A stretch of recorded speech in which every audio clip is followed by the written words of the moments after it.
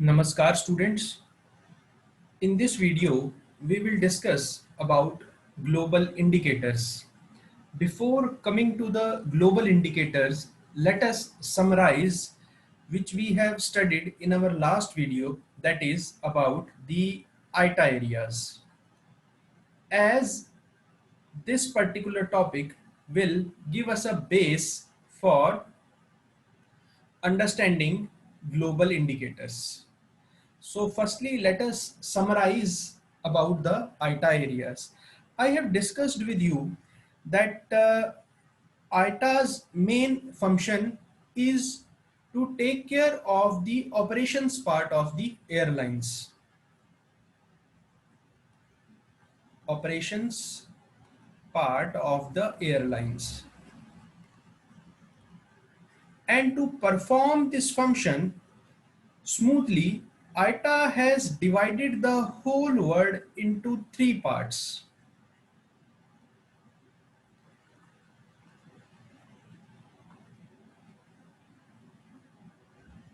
Whole world into three parts. These parts are known as traffic conference areas.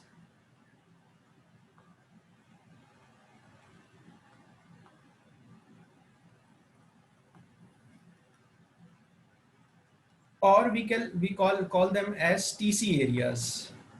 So there are three TC areas. One is TC1. This is also known as area 1. Then TC2. This is also known as area 2. And the third one is TC3. This is also known as area 3. These areas are further divided into sub areas. There are sub areas under TC1, there are sub areas under TC2, and there are sub areas under TC3. Now let us discuss about these sub areas. In TC1, we discuss these sub areas on the basis of two criteria. Criteria 1 and the another one is criteria 2. On the basis of criteria 1, we divide area 1 into four sub areas. First is North America. North America. Then we have Central America.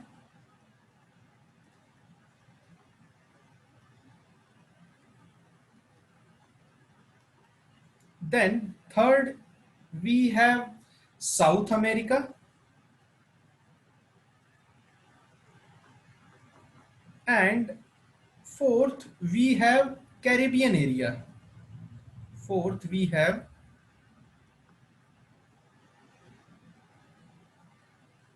Caribbean area. So on the basis of criteria 1, we divide the TC1 area into four sub areas. And if we see the world map, suppose this is the world map. Here is the entire TC1 area. Here is Pacific Ocean. Pacific Ocean, and this side also Pacific Ocean. And here is USA, basically the TC1 area. Here is TC1, and here is Atlantic Ocean. Atlantic Ocean. So TC1 area is also bordered by Atlantic Ocean. So the second criteria, we divide the area 1 into three parts basically, and that is on the basis of the Atlantic Ocean. First one is the North Atlantic sub area. Second one is Mid-Atlantic sub area. And the third one is South Atlantic. countries are same. In criteria 1, the whole America's sector is divided into these 4 parts, and on the basis of criteria 2, the whole America or TC1 area is divided into 3 parts. The sub-regions, these sub-areas are further divided into sub-regions also. The sub-regions will remain same, like in on the basis of criteria 1, there are same sub-regions, or we can say the different countries, and on the basis of criteria 2, the countries will remain the same. Then we have the TC2 area or traffic conference area 2. This area is divided basically into 3 parts. TC2 area. First one is Europe. Second one is Africa.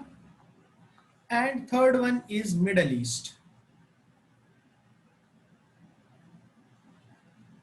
Now this African sector is further divided into various sub-regions. Basically, this Africa sector is divided into 6 regions. The first one is Central Africa.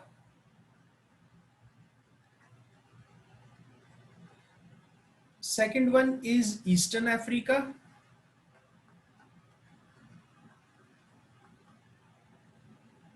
Third one is Southern Africa. Fourth one is Libya. Fifth one is Indian Ocean Islands.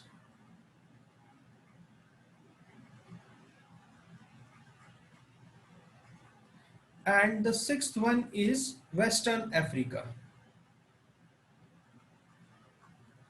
So these are the sub areas of TC2, traffic conference area 2. Then we have TC3. TC3 is basically includes, or we can say it is divided into 4 sub areas. TC2 is divided into 4 sub areas. First one is SEA. The full form of SEA is South East Asia. The second one is SASC. It is South Asian subcontinent. Then third one is JAPCOR. The full form of JAPCOR is Japan and Korea. And the fourth one is Southwest Pacific, SWP. The full form of SWP is Southwest Pacific. So these are the 4 areas, 4 sub areas of TC3. So before coming to the global indicators, we should know about these ITA areas. If we don't know about the ITA areas, we cannot understand the topic of global indicator.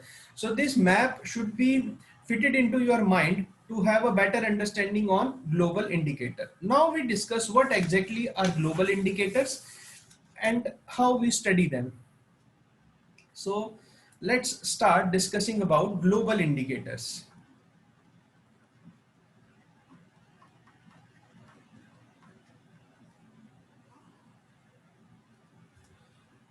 In any of the air journey, there are 2 points included. One is known as the origin place, and the second one is as the destination place. And when we go from origin to destination by air route, we have to buy an air ticket. For buying an air ticket, we have to pay an airfare. Now, there are a lot of factors which influence the airfare. Lots of factors influence the airfare. Let us discuss about these factors. The very first one is the class of travel.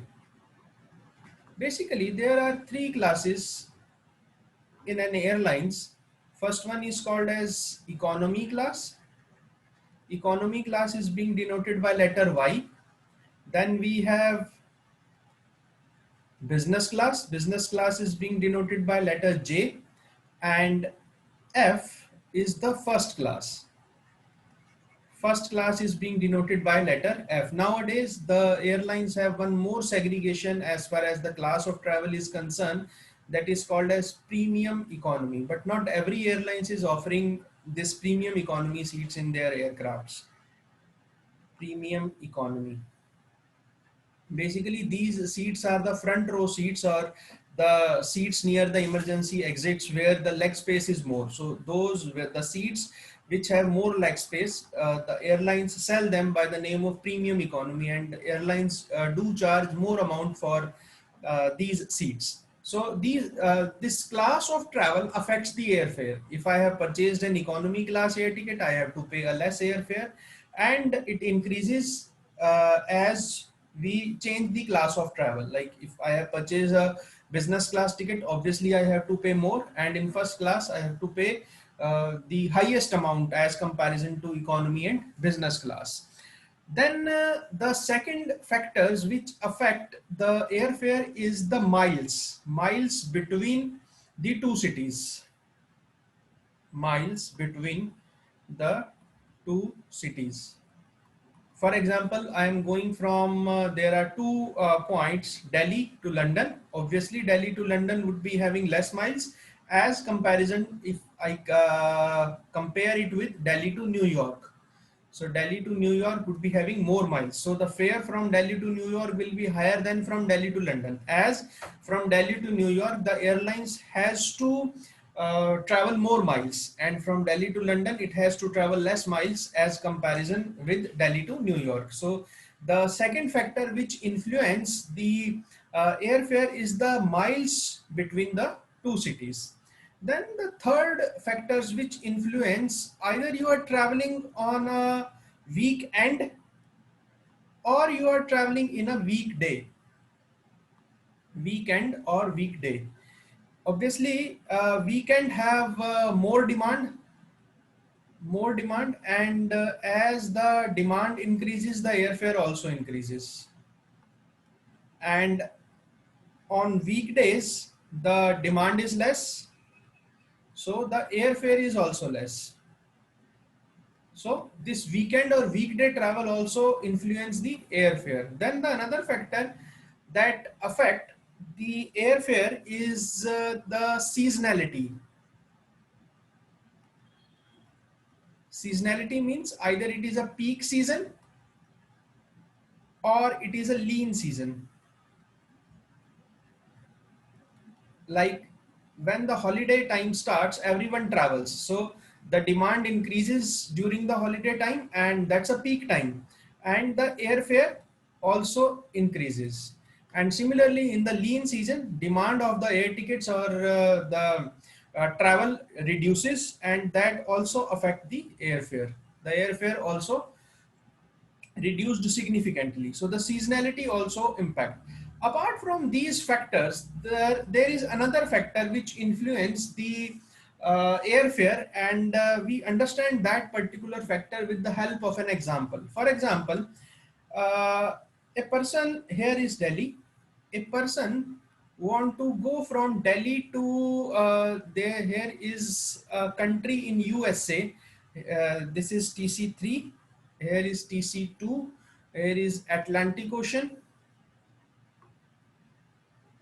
and here is TC1, basically the Americas sector, and in America, USA, I said, United States of America. United States of America. There is a city in the western part of United States of America, and that is Los Angeles. A person want to go from Delhi to Los Angeles. Here is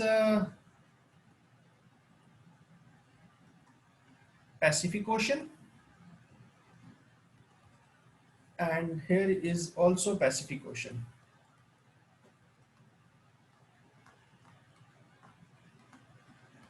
Suppose a person want to go from Delhi to Los Angeles. Now there are two ways to go from Delhi to Los Angeles. First is via Pacific Ocean.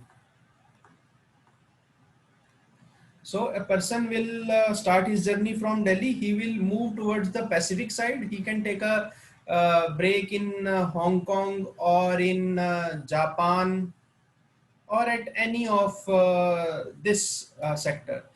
The moment he will cross the Pacific Ocean, he will come at this side and he will reach to the Los Angeles. So for one way to reach from Delhi to Los Angeles is via Pacific Ocean. The another way to reach from Delhi to Los Angeles is via Atlantic Ocean. So suppose he starts his journey from Delhi and he go in London, and then from London he move towards the Los Angeles. It means the second way to reach from Delhi to Los Angeles is via Atlantic Ocean.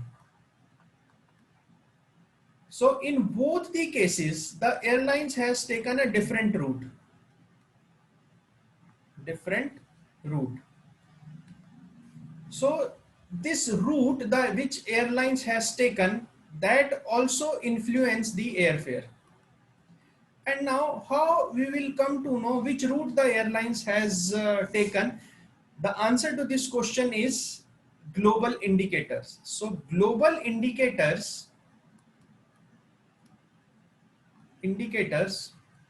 tells us which route the airlines has taken.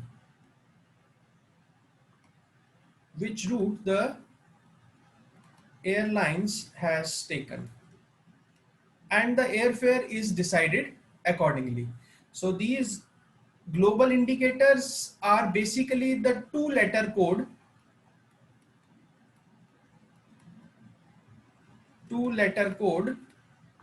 which tells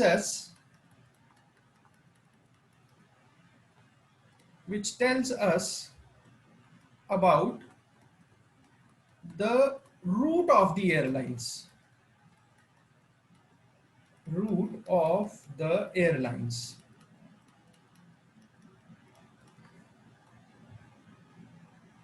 So by seeing the global indicator, like if we see a global indicator PA, after seeing the PA, we can easily say that the airlines has crossed the Pacific Ocean. And if we see a global indicator AT, here if we see PA, it means the airlines has taken a route via Pacific. And if we see AT as global indicator, we can conclude that the airlines has taken the route via Atlantic Ocean.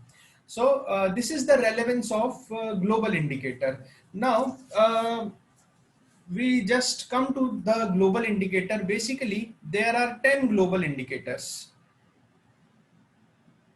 There are 10 global indicators. Now what are these 10 global indicators? That we will study in our next video. Thank you very much.